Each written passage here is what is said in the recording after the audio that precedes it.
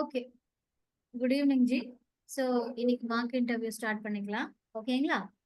Ah, Chellakumar ji, first I pick you. ஓகேங்களா? Shall I ask the question? Okay, madam. Good evening. Okay, Okay. madam.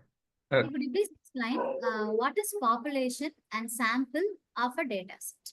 And what is the impact of implementing algorithm in a sample data set? What is the use of sampling, data sampling? Could you please explain about this, sir?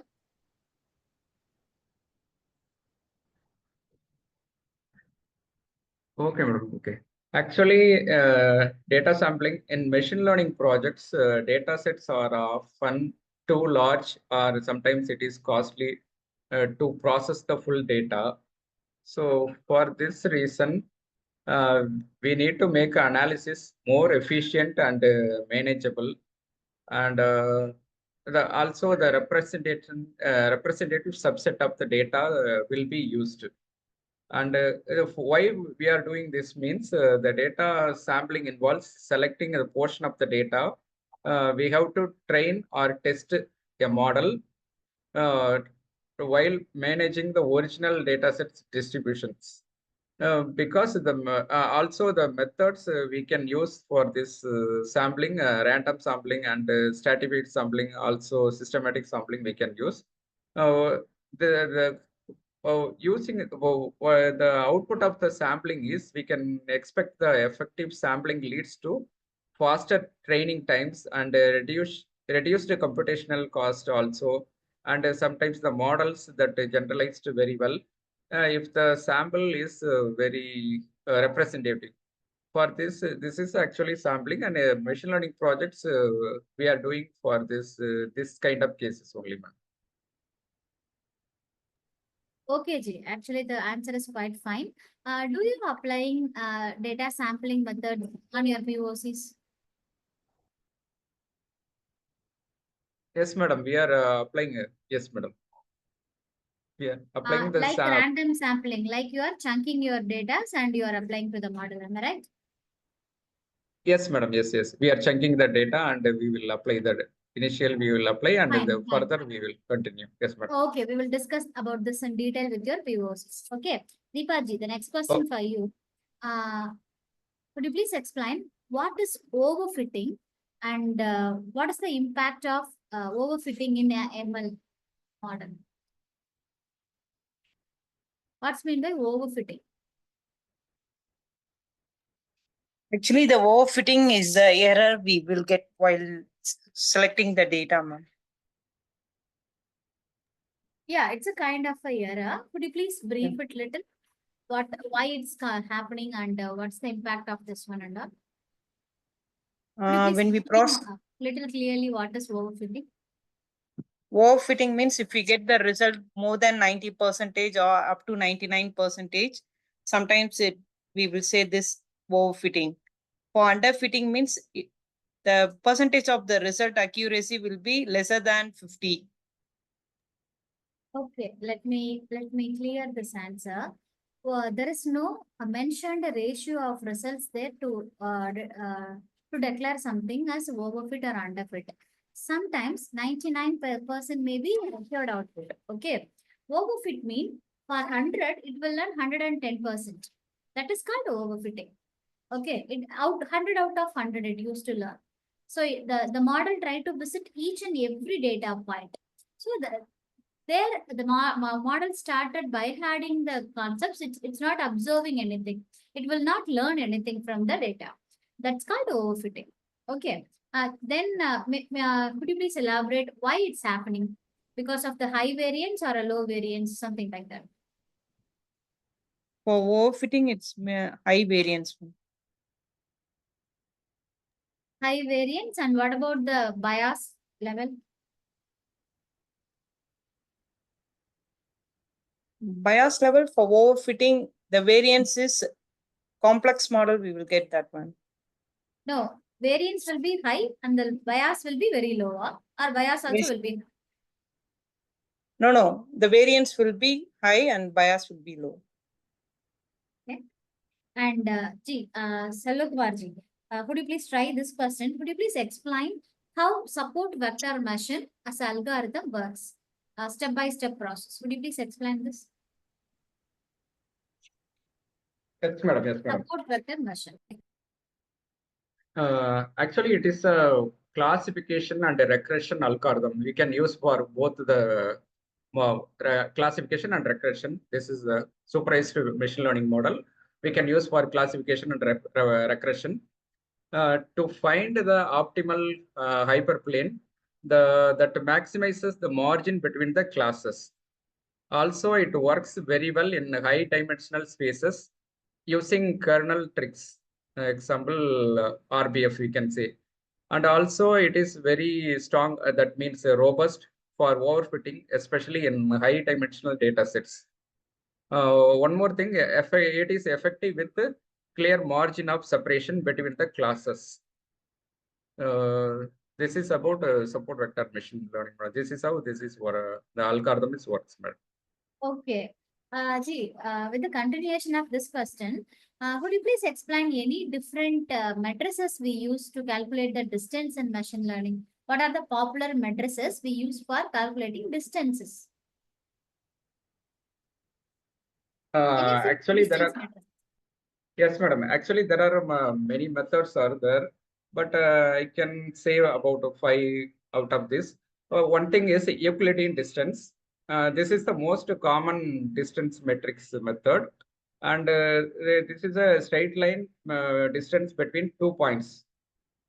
We can use this use in the use cases something like continuous data in the geometric spaces. For example, k nearest neighbor and clustering. This is the example in this algorithm, and we are using a Euclidean distance. And the formula is d of x equal to the square root of sigma I equal to 1 to n of xi minus yi the whole square. This is the example. This is for Euclidean distance. And the second matrix, Manhattan distance, we can say another name L1 norms. Also, this is one more name also is there, but I forgot. But we can use this horizontal and vertical moves allowed in this matrix. The use cases like when we dealing with grid-like data, or when diagonal movement, also it is not allowed in this case. But the example is recommender system and feature selection. This is the example for this Manhattan distance. And the formula is d of x comma y equal to sigma I equal to 1 to n of modulus of xi minus yi. That's And wonderful. okay, and next matrix is Minkowski distance. Mhm. It is a generalized distance. It includes both Euclidean and Manhattan as special cases. This we can use in the use cases like flexible for turning based on data characteristics. This is the Minkowski distance, and fourth one is cosine similarity. This is also used as a distance matrix, and the angle between two vectors, not the magnitude, but it is often converted to distance as the formula is d of x comma y equal to 1 minus x minus y divided by modulus of x into modulus of y. This is the formula, and the use cases we can use excellent. This will be working excellent for high dimensional data and high dimensional sparse data. Example, text vectors in NLP, natural language processing, and example cases, search engines and document similarity. In these cases, we are using. And the last matrix, Hamming distance. This matrix measures how many positions at which the corresponding elements are different. And the use cases, binary strings or categorical attributes. Example, we can use it in genetic analysis and error detection in data transmission. This is the example. The formula is d of x comma y equal to sigma I equal to 1 to n of 1 x1 not equal to y1. This is the formula. This is how these are the 5 methods metrics used in That's distance wonderful. metrics. The wonderful answer. Fine. That's good. Okay. Deepaji, Could you please explain what is confusion matrix and the properties of confusion matrix?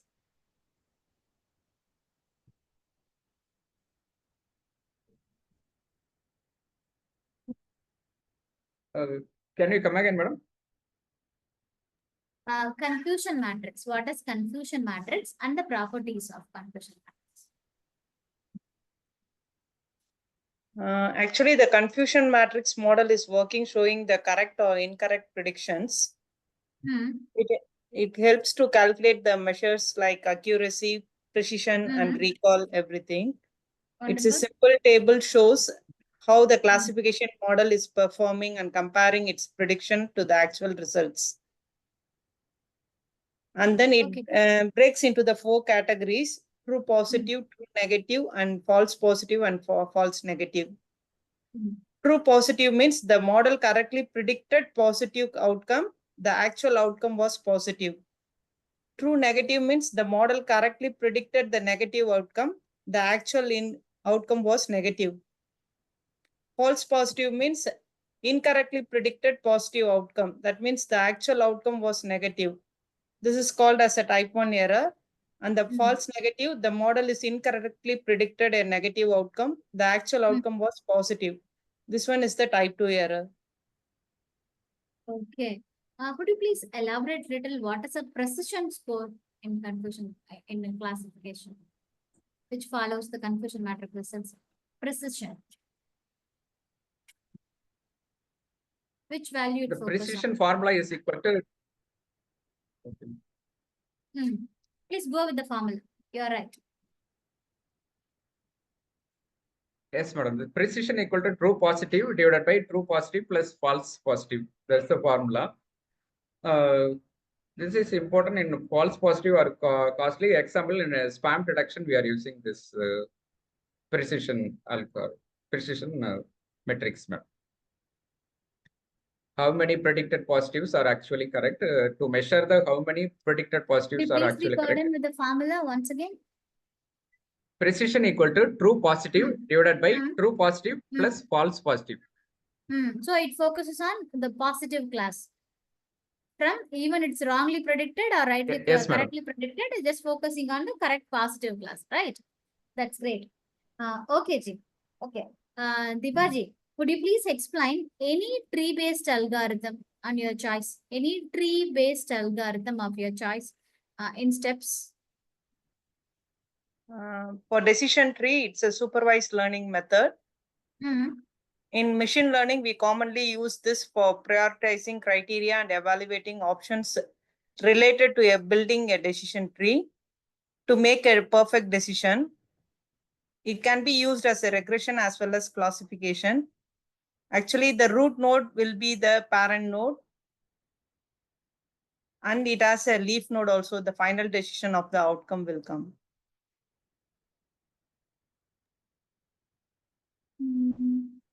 Okay.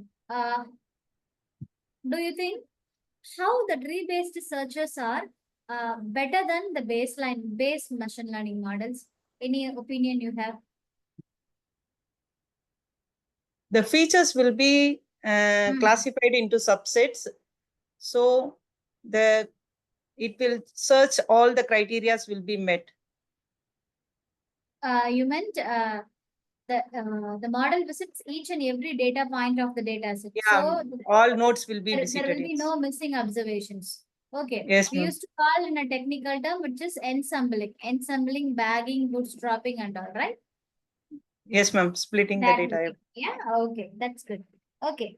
Selva Kumarji, in other hand, could you please explain what are the metrics we use for evaluating a regressor model?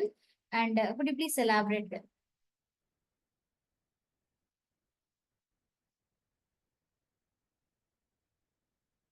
Evaluating a regressor model, regressor machine learning models.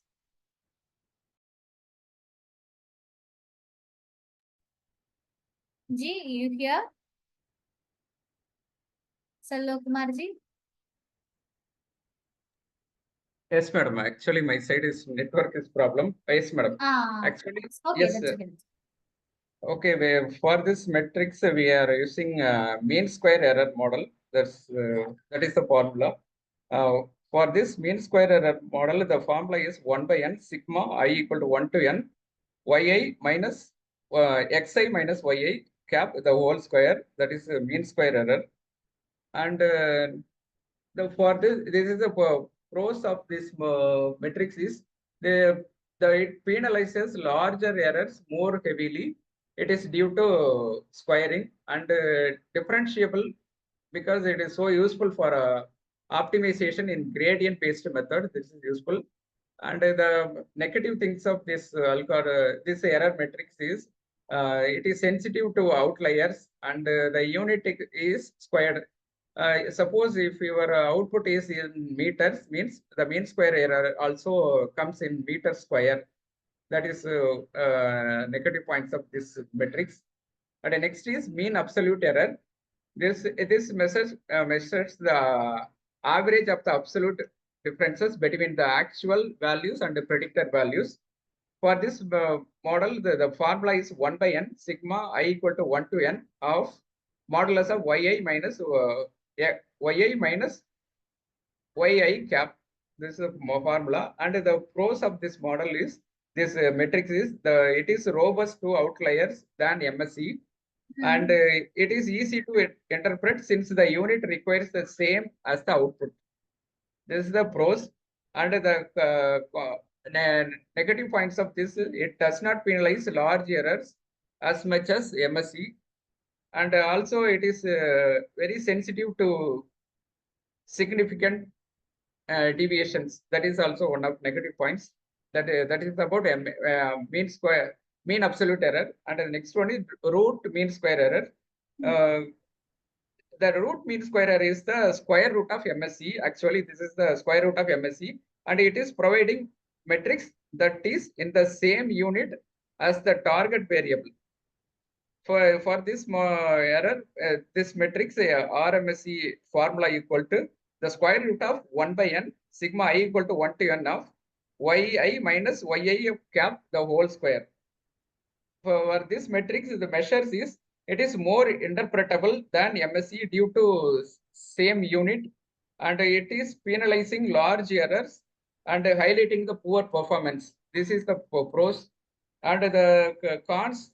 It is still sensitive to outlier like MSE. That is the pros, and next one is log residential mean squared error. Yeah, that means LRMSE. This method evaluates the MSE on the log scale of predictions and targets.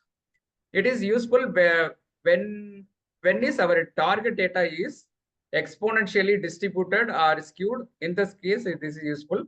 Log residential MSE formula equal to 1 by n sigma I equal to 1 to n of log of yi plus 1 minus log of yif dash plus 1 the whole square.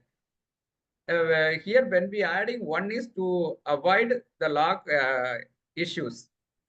This is the reason we are adding 1 to avoid the log issues. And positives of this matrix is it is great for exponential growth scenarios. Example, revenue prediction and population prediction. This is very useful, and it reduces the impact of extreme values. These are the positive points. And the next one is R square.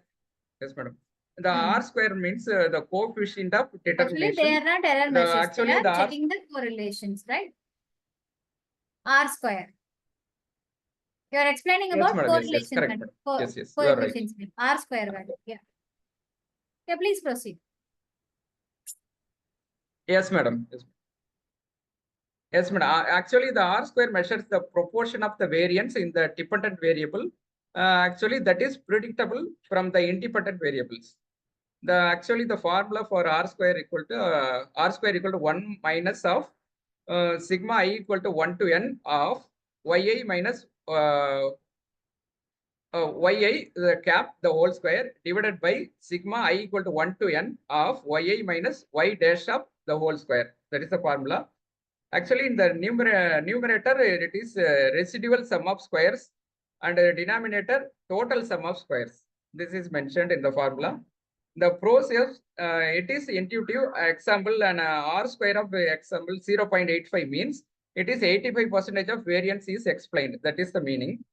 And while it is widely used and also accepted, and the negative points of it does not penalize overfitting. Actually, it is not penalize the overfitting, and it can be misleading with more predictors. That is the negative points of this. And adjusted R square. Next one is adjusted R You are on square the right means track. Please proceed. the R square value based on the number of predictors used. That is the case, and it penalizes the addition of irrelevant features. For this adjusted R square formula equal to 1 minus of 1 minus R square into n minus 1 divided by n minus k minus 1. Here n is the number of data points and k is the number of predictors. The positive of this matrix, it encourages model parsimony, and also it preferred when comparing models with a different number of features. This is the pros. And the cons, it is slightly harder to interpret than plain R square. That is the things. Okay. This is about R square, adjusted R square. These are the metrics. Fine. Okay, one last question for Deepaji. Deepaji, would you please explain when and where we choose the polynomial regression algorithm in a data set when the need comes? Would you please explain about this polynomial regression when we will choose?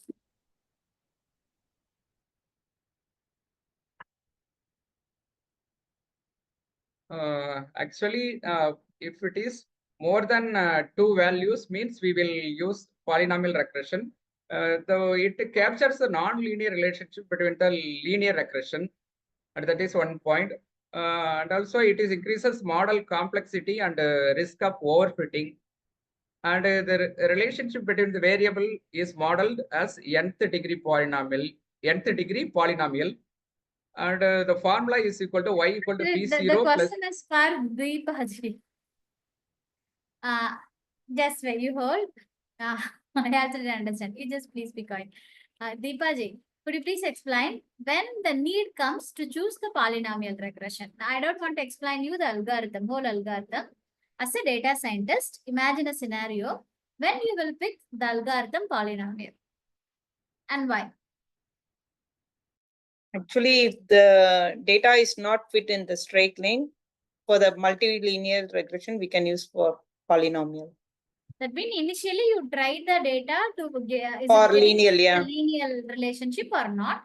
If it is not Yeah. linear, you try your best to fit the algorithm in linear. It's not Yeah, working it's out. not fitting. You Yeah. will pick the polynomial, right? Yes, ma'am. Okay. Yes. Here, can you able to explain the formula briefly? Just a formula of polynomial. Y equal to m0 plus m1 x1 to the power of n plus up to plus c. Up to 10. That's fine. Yeah. Okay. So fine. Today's interview was quite fine, and actually we are giving the interviews part by part. Really, the wonderful answers. Your preparations was really good. Okay. So 1 year. Okay, that's great. Okay. Thank you, Ji. Once again. Thank you, madam. Thank you.